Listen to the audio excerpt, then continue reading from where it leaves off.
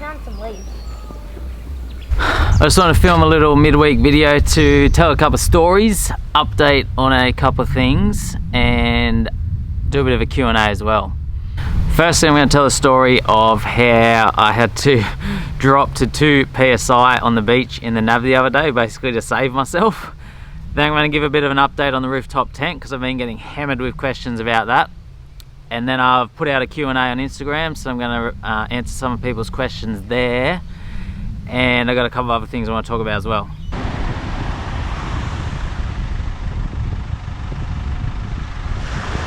Now, the first one being, how did I end up at 2 PSI on the beach? I was on a recent trip away. We're in the Mile Lakes area. This is a couple of weekends back now. And we're doing a bit of exploring on the local beaches there. Actually, what I'll do is I'll get a piece of paper and draw a map, so this is easier to explain.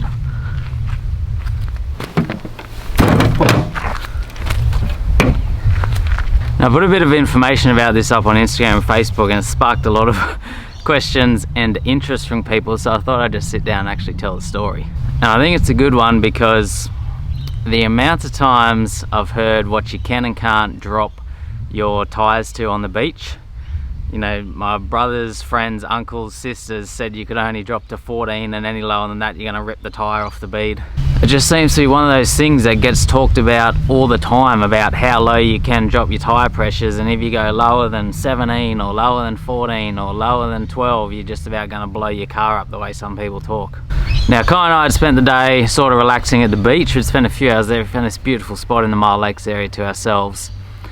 And then we were heading back out a different way along this beach. Now, the sand was quite soft. I was at about 15, 16 PSI, and the car was struggling a bit, but I was still powering along. I was like, oh, just leave it, I'll keep going till we get off. But then we ended up getting to this section of beach, which I'll draw a map here, so I'll explain what I mean.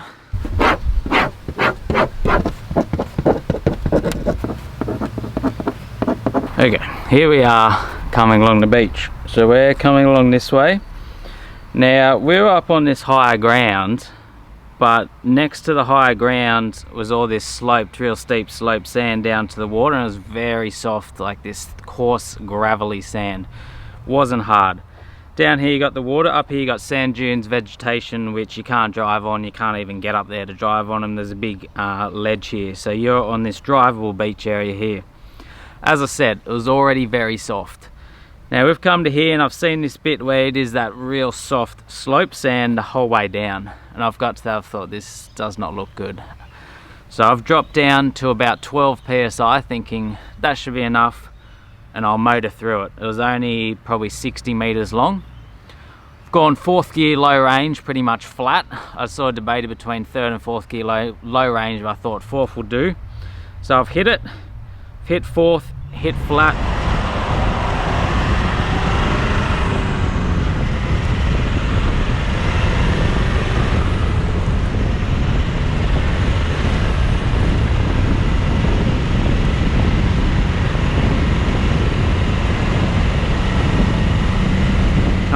Coming along, but it started sliding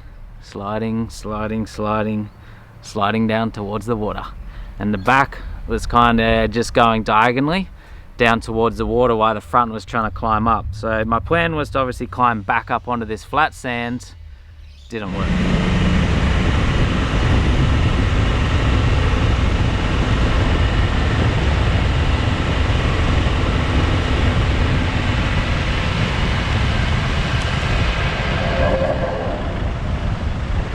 So I've got to here, so I've come along, drew it in red, come along, and I've just started sliding, and this is getting further and further away. So I've got to here, I've thought this is not good. Now, there's no one else on the beach. It's about 4 o'clock in the afternoon, a Monday afternoon, no one else around. Nothing up here but pretty much like low-lying vegetation and dunes, so nothing to winch off, nothing there. Got to there, I thought this isn't good. I can't climb back up on there. The car's just sliding down towards the water. So I've dropped down to 6 PSI, which is the lowest I've ever gone. Before that, the lowest I've ever gone was about 10. I thought to myself, I've got to give myself every chance to get out of this situation here. So I've dropped down to 6 PSI. put in first gear low range with the rear locker in and tried to crawl it, climb it back up onto this higher, harder ground there.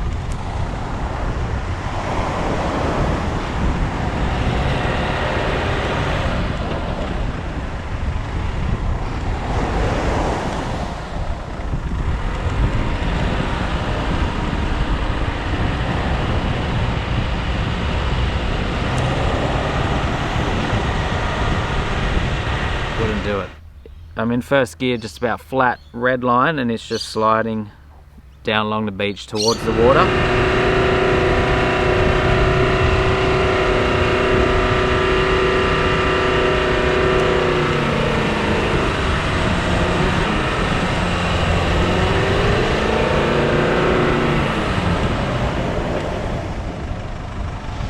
And this bit here, where it's sloped, is getting narrower, so I'm just getting less and less ground that I can actually work with, and coming up in front of me here is the cliff, and I've got to get back up on this before I get to the cliff or I'm going out into the water.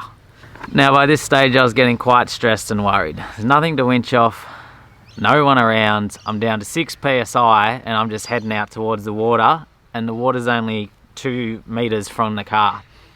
Now I didn't film heaps because I was so worried about what was going on, but I did have one camera set up. So at this point, here I am, down here, right near the water, tide coming in, no one around, nothing to winch off. I'm starting to think, what am I going to do here? I'm trying to think about how much meters of extension rope I have that I can get up into the dune here and try and just wrap around as many little plants as I could to give me that little bit of pull. Getting the spare tyre off, dragging that up there, burying everything. By the time that's all done, the car's going to be out to sea. So I thought there's nothing else I can do here, I just got to flatten these tyres. So here I am down here. I've now decided I'm just going to go as low as I can. I've dropped down to about 2 psi. By the time I stopped letting pressure out of the tyres, there wasn't much coming out at all. I'm pulling the gauge and the air's just slowing down. There's not much coming out of the tyres at all. So I've dropped down to 2 psi.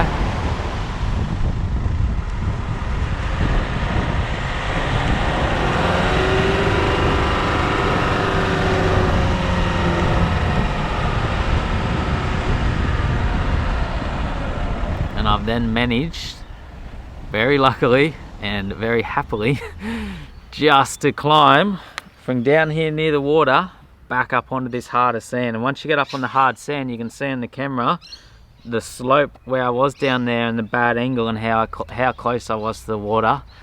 Man, I was very happy, very lucky when I got back up on that sand. But that was without a doubt the closest experience I have had on the beach. Normally the beach is quite easy, I never have any trouble with it, but this is just one of those days where just the beach conditions can change rapidly, and it just did not go well for me. After that, we didn't really have too many more dramas. I left it at 2 psi to get off that beach, so I went another 2-3 kilometers up that beach at about 50 k's an hour on 2 psi. Got up off the beach, no dramas, no tyres off the bead, car didn't explode, no one died, got off the beach. Now once I got back on the gravel, on the dirt where I aired up the tyres, it just looked like I had 4 flats. The tyres are just completely deflated. It was ridiculous, but I thought that was an interesting story. Now obviously don't have any, I'm not qualified, I don't know the maths, the science, all this behind tyre pressures, but I've had a lot of real life experience of these low tyre pressures. That's without a doubt the lowest I've ever gone, and there I am 2 psi on the beach, and ended up driving along that beach at 40-50 kilometers an hour, no issues whatsoever. Obviously once you get to that stage you are at high risk, quite high risk of rolling a tyre off the bead, but it is a good lesson that if things go really wrong on the beach, flatten those tyres just as far as you can. Just flatten them, get all the air out of them, makes a massive difference, because at 12 psi there's no way I was getting out of that situation. 6 psi it still wasn't doing it. It's basically only that I've had so much experience doing these things that I was able to get out of there. Other than that, the car was out to sea, it was gone. That was the end of the car. And the other main thing that I did, which you need to always do on the sand, is once you just start spinning and you're not going places, you just got to back off straight away. Because if I had buried that car, like I was just backing off every time I knew I had to. If I had buried that car down to the chassis or the diffs or anything else, I would have been trying to dig the whole thing out, and that would have been it. It would have been gone. So the next time your mates, friends, sisters, brothers, dogs tells you that you can't drop any more than 14 psi on the beach, you'll be able to tell them that you can.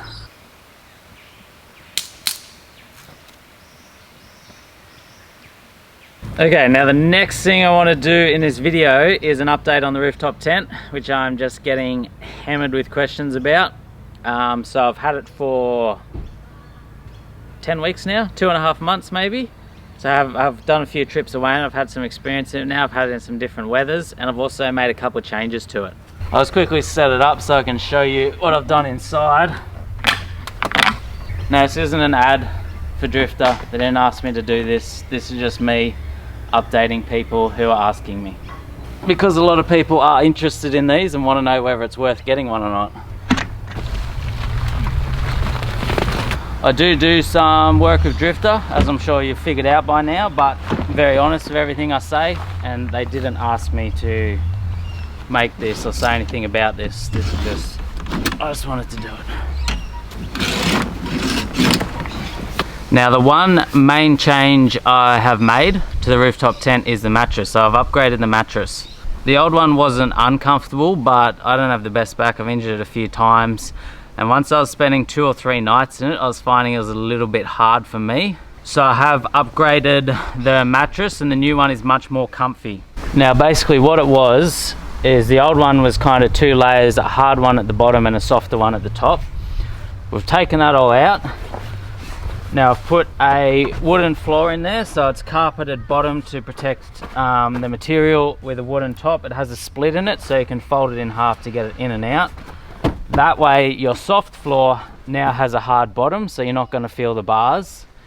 And then we've put a big thick 100mm comfy mattress in it, and this thing is so comfortable now, much more comfy than the swag. So basically camping in luxury now up in this thing. Now, I didn't do this myself. Drifter did it because they have these upgrades available now, or very soon. I got one of the first ones. Luke did it to his, and then he did one up for me as well, just because I'd mentioned to him about I reckoned I needed a bit more comfort with the mattress. But I'm pretty sure he was saying that you could make this up yourself if you wanted, but they're going to have them available as an upgrade for the rooftop tent. So that is one thing you may have to upgrade or change around a bit with the rooftop tent, depending on how comfortable you find the original mattress. I'd say that some people will end up doing the upgrade. Some are probably going to be happy with the original one. Now, other than that, I am loving the tent so far. I've had it in snow and I've had it in rain and high winds, and it held up really well in all of them, better than I expected, because I was quite a little bit worried about being up there in these big winds and the rain and thinking it's just gonna flap around and blow around, be noisy crazy. Didn't make too much noise up there at all. There's obviously a little bit of wind noise, didn't disrupt my sleep or night in any way. We had it in the snow and rain for 2 nights. We packed it up the first night in the rain and snow, opened it up for the second night dry as inside. When I opened it back up at home after 2 nights in the snow and rain, there was starting to get a little bit of moisture in there, but wasn't really much. Basically, when you pack it up, obviously it's all wet on the outside, so you just kind of close it all up and then close it down, and then all the wetness just stays on the outer shell, doesn't really soak through. A few people asking about dust and how it holds up in corrugations, tough conditions in relation to the brackets and dust getting in through the seals. I personally haven't had it in much dust yet, but I know that Kaido did 8,000 Ks up Cape York way, and spoke to him about it, and he said he never had any dust issues and all the brackets and everything held up great. There was no issues. And then the other question that people had was how much it affects the car on angles and the harder tracks. I haven't done super hard stuff yet, but I did do McBride's Beach. I've done some proper 4-wheel driving around Bulahdelah, Karua, Miles Lakes, a few different places, and honestly I didn't really notice much difference at all. It feels like it doesn't affect the handling of the car too much. It's only that 50-ish kilos, there might be a little bit, but I really didn't notice much at all. Not like I got on the steeper tracks and bigger angles, thought, oh geez, the car's about to roll or anything like that.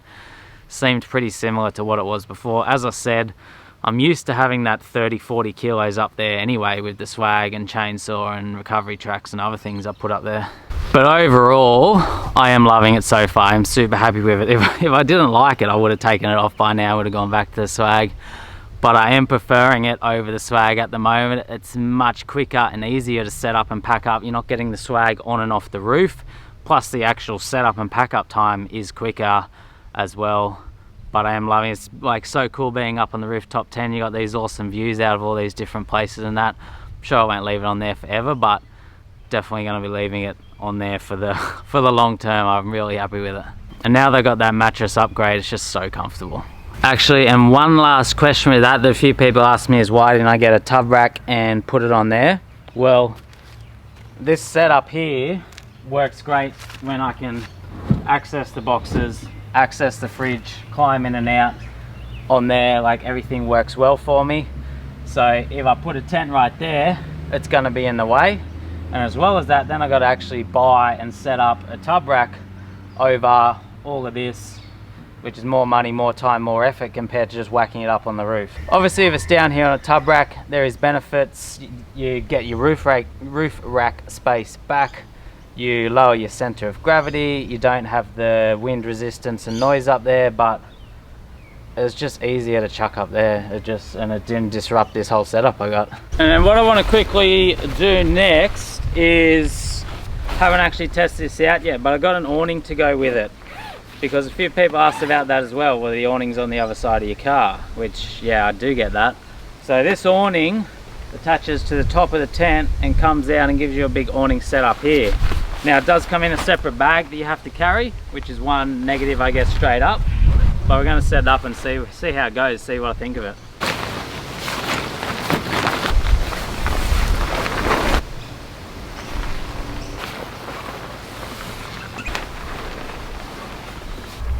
Then this will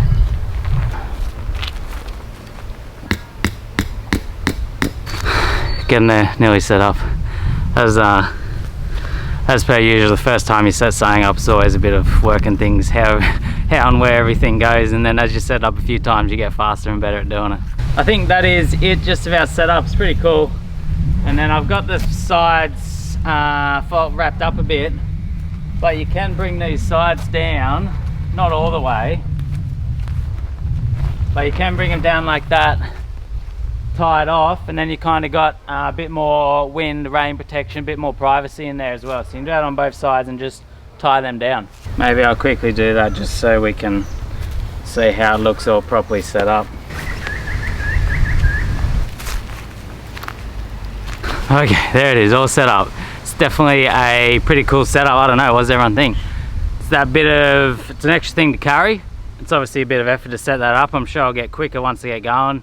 It's good because it comes off up the rooftop tent there, so you got protection the whole way down. You got a nice big area under there, out of the, you know, should the rain come in or things like that. I'll do I'll walk around and do a few close-ups and shots of it all so you can sort of see how it all works. And then we're going to light the fire, and Dad's going to cook some fresh fish for lunch because he just caught some fish down on the rocks this morning. And also there's a fair gap there, but you could just move those front poles back and then tie this back further, and then you kind of fill that gap up too. You can kind of sort of rearrange it how you want. I probably set it up all wrong as per usual, but you get the general idea.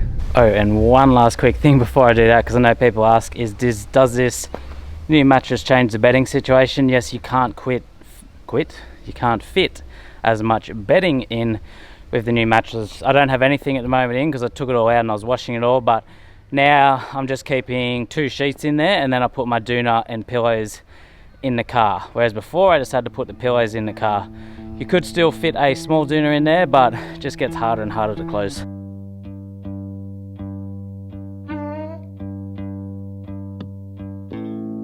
There's a reason that I like you, that I write you all these love songs, that when I close my eyes I get lonely when I can. Take my hand and reach you to remember how I feel. found you. When you're here, I'm stronger than I am, and I keep writing music. Sometimes it makes me happy, sometimes it makes me mad, but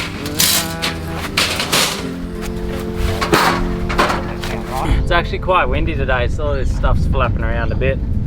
This is a question I get hammered with all the time, this fire pit I use. I love this fire pit. It is the large Snow Peak fire pit. I got this base plate for it now, so it sits up a bit because I have a fire table that sits around it, which is awesome. I've been using that on all our recent trips away. So there's your fire pit, and then this is just a real lightweight little aluminium foldable table. And then that sits around it once I set it up properly. And basically you got your fire in the middle, then you got this table around, which I haven't sat on very even ground. I need to try and sort that out. And you have a little table for sitting things on here.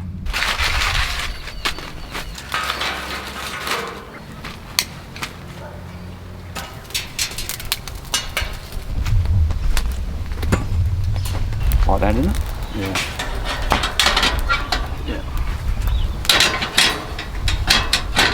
We've got the setup all going here, living the dream. Sun's out, breeze has actually dropped off a bit at the moment. Fire's going, Dad's gonna come out now and cook his fish.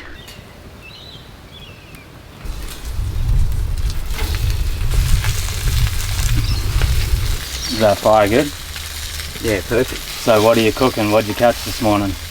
A couple of tailor, fresh off the rocks, straight into a cast iron frying pan with a couple of chips. It's hard to go around cooking them straight up fresh. What do you just cook them whole with flour? Yeah, when they're small like this, whole with flour is great.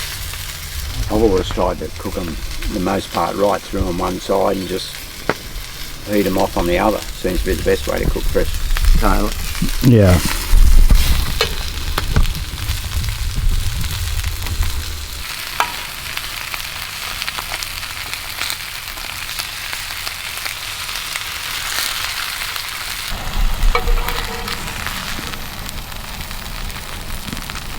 How's it looking? Choice, I better call it.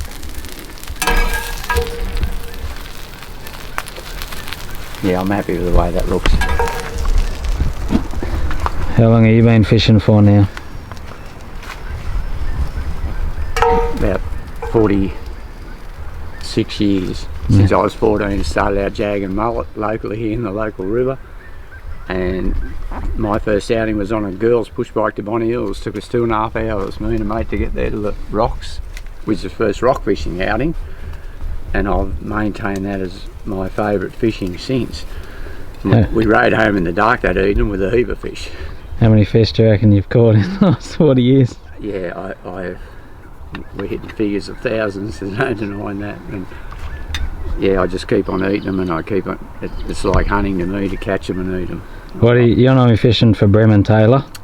Brim, tailor, drummer, and you take the strays with it, you get the odd Jew. And this is all just, it's all food eating, it's not catch and release? Yeah, you get all your own meat and fish and everything? Yeah, for sure. Yeah, that's what I fish for. Yeah, when I got him on the bank, I've got him on the hook and it's the start of it, but when you got it on the bank beside you, that's when you think, well, there's...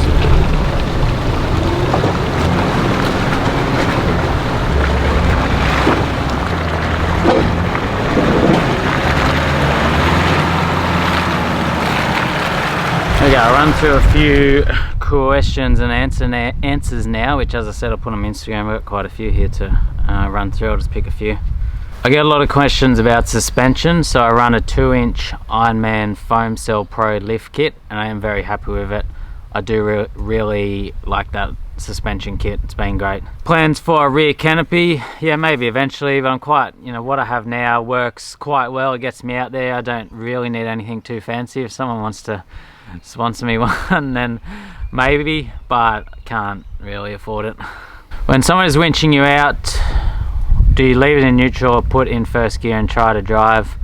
When you're winching, whether or not you drive kind of depends on the situation and whether it needs it or not. Often I'll do winching with no drive as it is a lot more controlled, especially if you're on big rock steps or something. If you try and drive, the car just starts bouncing and then you're putting whiplash on the winch rope. If you can do it safely in like sand or mud, then it's definitely worth it. Just kind of depends on the situation. You need like sort of practice and experience in that, and yeah, work it as you go. But if the car starts bouncing or jerking, it's not worth doing.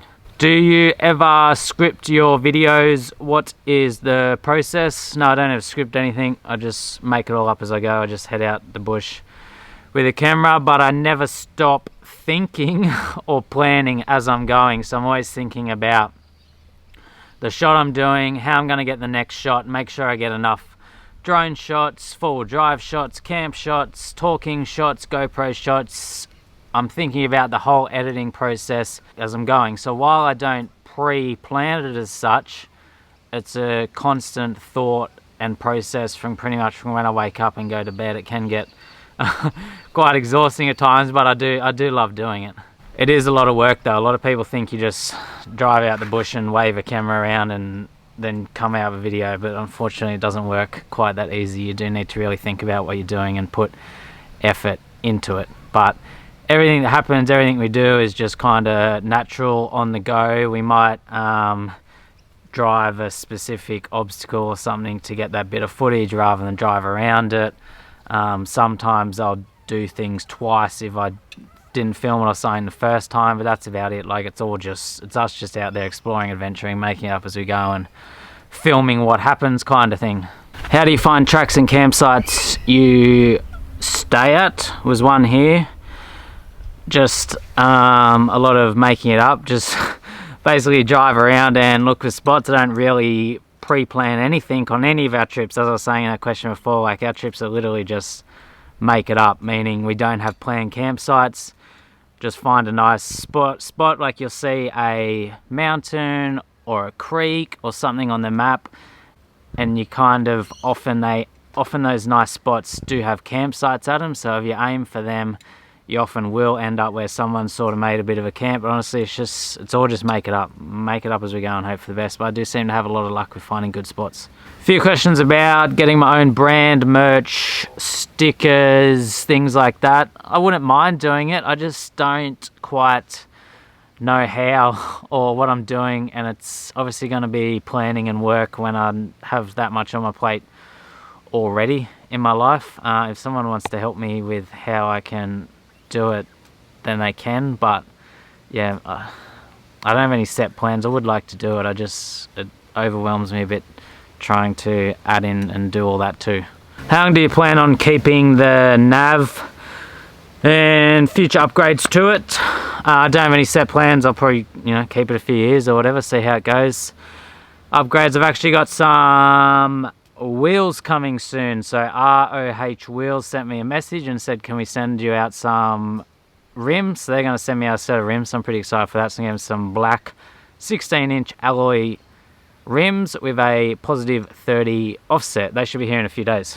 What do you do for work? I've answered this a number of times before, but I still get hit up by this all the time. I'm a school teacher, so I'm a casual school teacher, 2, 3, 4 days a week, whatever's going on at the time. That allows me to do this YouTube work as well. If I was full-time, I wouldn't be able to do both. It'd be too much. How often do you turn around on a track because it gets too hard or too muddy, and how long ago was it? I'm very horrible at turning around on tracks. I don't do it very often. Once I start a track, I have to normally finish it no matter how hard it is. Happened on a recent trip to the Wadigans. There was just this ridiculous hill climb.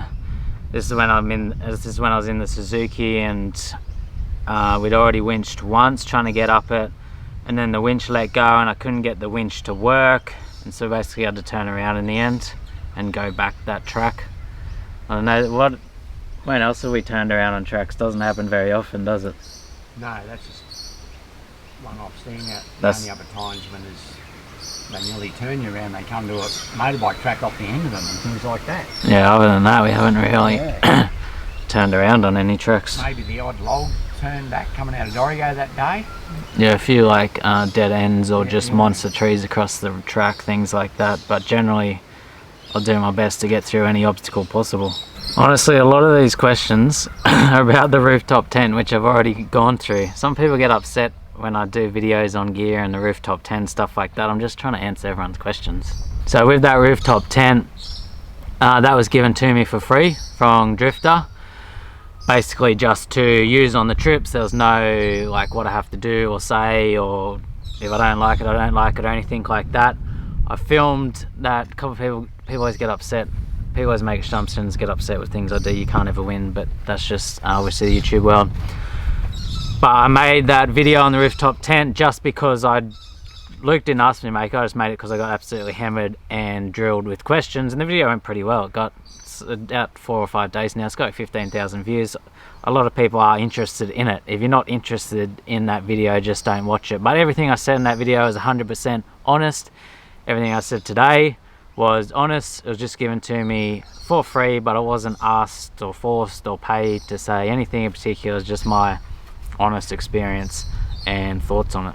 Do you ever get anxious about breaking down while traveling solo? I used to a bit when I first started, but I've been doing it for years now, and obviously the situation may happen one day where I get stuck out of the bush and I can't get out, but I've done that much of it now and got out of that many situations that you kind of lose that anxiety and worry a bit. You just becomes what you do, and you just kind of, you forget about those worries eventually. But not to say it won't happen, but if it happens, it happens. But I don't get anxious anymore, really. If I'm out in the middle of nowhere by myself and like you get stuck in a bad situation or something breaks, you obviously have that bit of anxiety or worry in the moment, like at the beach the other day, but I'm not out there driving around stressing. Would you tour with a camper trailer? Probably not. I don't mind the camper trailer. We took that one away that time and I loved it.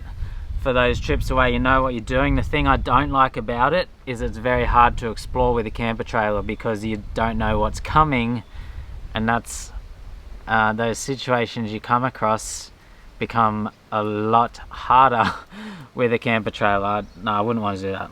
What big trip is planned for the summer holidays this coming summer? I would like to do the high country, but I'm not sure the Victorian borders are still going to be closed. Good chance they will be, so that's that out. Following that, we were talking South Australia, if we can get across the South Australian border. Failing that, we'll stick to New South Wales, and we'll probably do South Coast, Kosciuszko, Brindabella Ranges, all that area through there. That's probably the best I can do for summer. Okay, I won't go on too much longer. That's about enough questions. I feel like this video is already ages. There's a heap of topics I want to talk about, but I'm not going to do them all in this one video. I'll try and do a few videos like this, and just put them up during the week. But one last question I got a bit is, we kind of talked about the filming process, which is just basically, kind of making it up as I go. There's no script, but there's a lot of planning and thinking as I'm doing it. It's quite a big thought process. But in relation to editing, questions about editing and how long it takes. Now, the editing is a lot of work. What I'm doing is becoming more and more time consuming. At the moment, it's probably 30 plus hours a week. That's not including the filming. If you add the filming into that, that's a whole separate thing. But that's basically running the YouTube, social media, replying to people, emails, talking to companies, and then all the editing, photo editing, video editing, and just like all the behind the scenes stuff that goes on. It's definitely becoming a lot of work. Now I'll show you this here now. So this is what I'm editing at the moment. This is the whole Awning series. Now it's an hour 47. I basically edited, this is iMovie I'm editing on, which is such a basic program, but it seems to work for me. Basically edited this whole series in one big go rather than separate little videos. And then I'm going to split it up into 3 episodes. So here it all is. Now this has been an absolute mission because that's an hour 45 of footage. I'm nearly done. By the time I'm done to get these 3 videos out, which are 30-35 minutes each, it's taken me 2-3 weeks to do this. It's probably like 40-ish hours, 40-50 hours of editing. Just the time process of sorting through, chopping back, putting all the footage in order, voiceovers, music, like lining up all the different cameras because I got multiple cameras going. It is a very, very time consuming process. So it does take a long time to edit these videos. Simpler videos like this. So this one I filmed today, this is still a lot of work. This is still a full day job to make this video I've done now. So this is half a day filming and then half a day editing just to get a basic video like this out. The trip videos are a lot more work. So obviously like full day filming, and then all the editing, you know, even the things like finding music and that can be so time consuming, which I love doing this. So I do it because I love doing it, but it's becoming more and more time consuming. So basically when you start doing this, it's obviously a lot of work, but it's just a side thing, and you put out videos here and there when you can. At the point I am now, I'm committed to this. So I've kind of rearranged my job, rearranged my lifestyle, rearranged everything so that I can put out minimum 1 video a week and do all this and do what I love doing. People want more videos, they want to see more, they want you to do more, they want you to do well, but then as soon as you try and make money off it, then they get upset with you. But at this point in time, the only way I can keep this going is if I am making money off this. So that sort of brings me to sponsorships and that. Obviously, I have a couple of sponsorships running now. People get very upset with me if I try and promote a product, but that's how this works. I've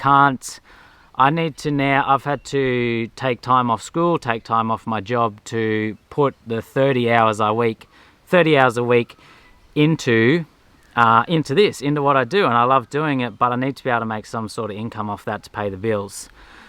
So I make the ad revenue off YouTube, which isn't a huge amount. At the moment my channel is getting like 150-ish thousand views a month, which is about $1,000 a month, which is obviously awesome money, but $250 a week, that doesn't pay all my bills. So that's where I have the Patreon. So that's the other thing I want to talk about. People want to support what I do on Patreon. It makes a massive difference because I just use that money to put in towards camera equipment. So I bought that laptop with it. That's like a $4,000 laptop that I bought a laptop because I edit it on the go everywhere I'm going. I can't use one I have at home because I need to be able to do it everywhere, and I use that when I'm away to back up my footage of a night, all those different things. I use the money from Patreon to buy this new camera I'm running, which is a Sony a7 III with the f4 24-105 lens, which is basically nearly a $5,000 setup with the microphone as well. Obviously all this equipment's a lot of money. But yeah, Patreon is basically on there. People get early access to the videos, so I put them out a week or two early. And I answer everyone's questions on there, give them detailed responses. And what I want to actually start doing on there for the people on Patreon, just a little bit extra, is to, every time I upload a trip, is to make an extra little video or some pictures and a little write-up of where we went, to give that bit of extra information for people that want to do that trip themselves. That way I'm sort of giving back to those people that are, you know, giving me that extra support for what I do. Basically, you go on Patreon and you can say you want to give me a couple of bucks per video or $5 a video, whatever. It's kind of up to you. There's a few different categories on there, and that just goes a massive difference to supporting in what I do. So I have the Patreon income, the YouTube income, and then I am starting to make a little bit of income of sponsorships as well. So I'm slowly building up the income so that I can put more time, more effort, more money, everything into this, and cut back a bit on my schoolwork, but still pay the bills. And with any sponsorship stuff I do, it's all 100% honest.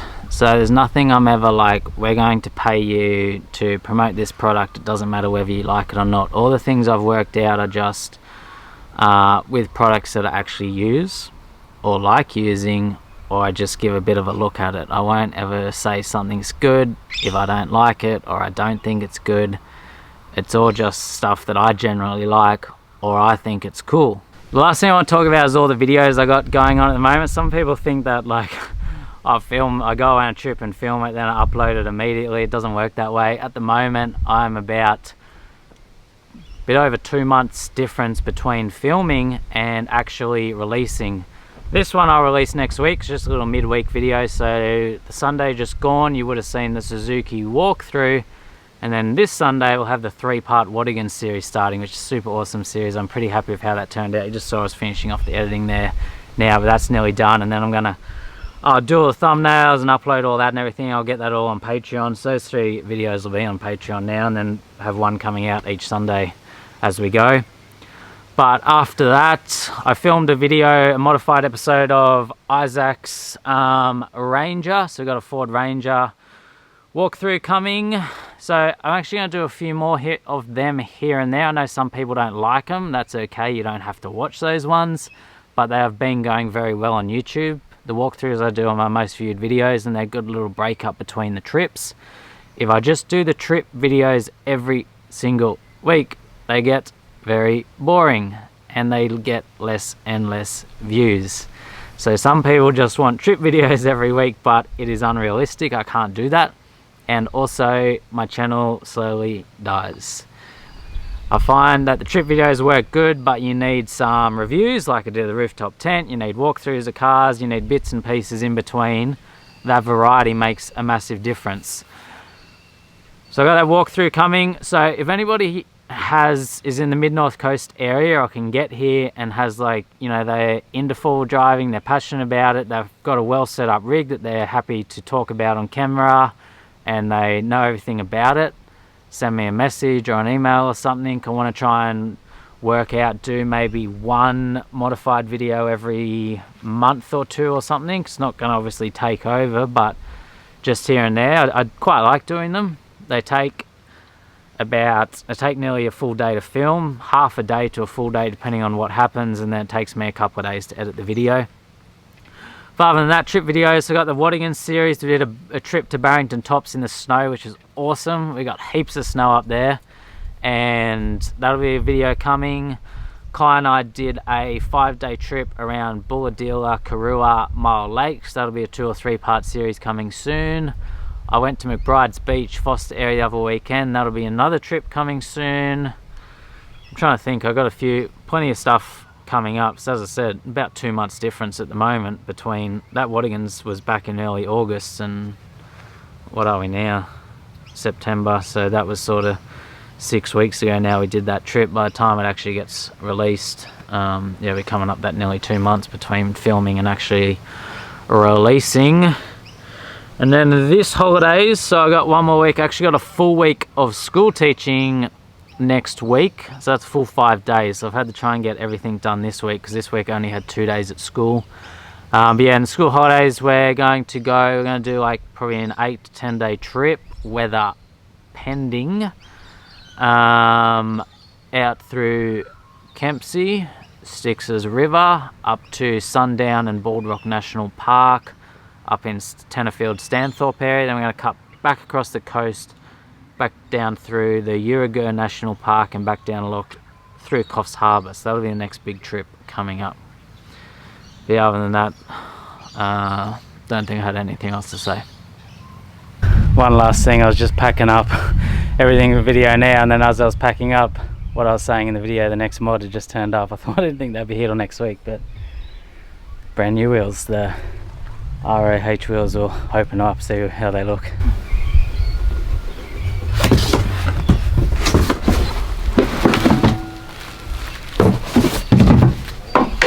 So yeah, they're gonna look. How cool was that? We got 5, so we got 1 for spare as well. So they're 16-inch black alloys. I went with alloys again. Lost my voice then. I went with alloys again because of the weight being the main thing. I've never had any problems breaking or damaging rims, but there they are. So they're a positive 30 offset. So the old ones were, the factory ones are positive 45, so this will bring them out a little bit. Should be maybe just outside the guard now, or just in. I'll have to get them on and see. Hopefully we can get away without flares. But I'll bring it away from that chassis a bit where they're touching the chassis too. And then cap. I've seen Rangers and that lately on the road that young fellas are driving that are literally ridiculously beyond the normal width. Yeah. You know, just hanging out like as wide as that bottle. Yeah.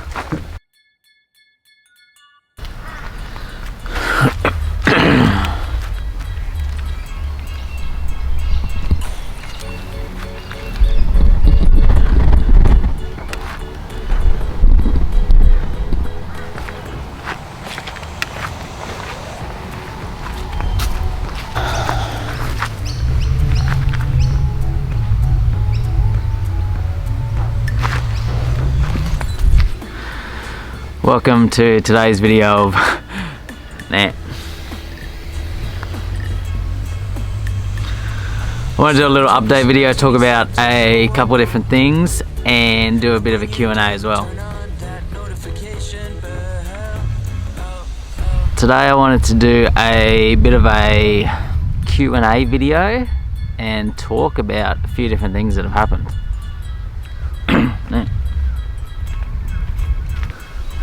Alright, I think that's about everything I was going to say. The last thing I'll talk about is all the videos I got going on at the moment. So a lot of people